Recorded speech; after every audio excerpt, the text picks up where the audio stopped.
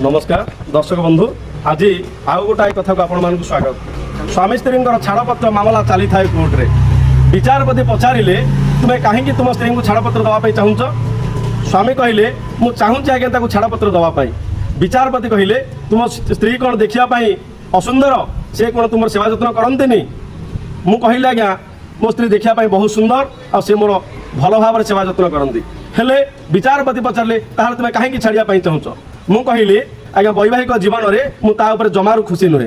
हेले सांगे सांगे मो पार्टी कथा न शुणु स्त्री कहला आम कॉलोनी सब अंडीरा मो पर खुशी तू को काढ़ुआ अंडीराटा कि। विचारपति सेन्स जाइए पर्यंत फेरिनी।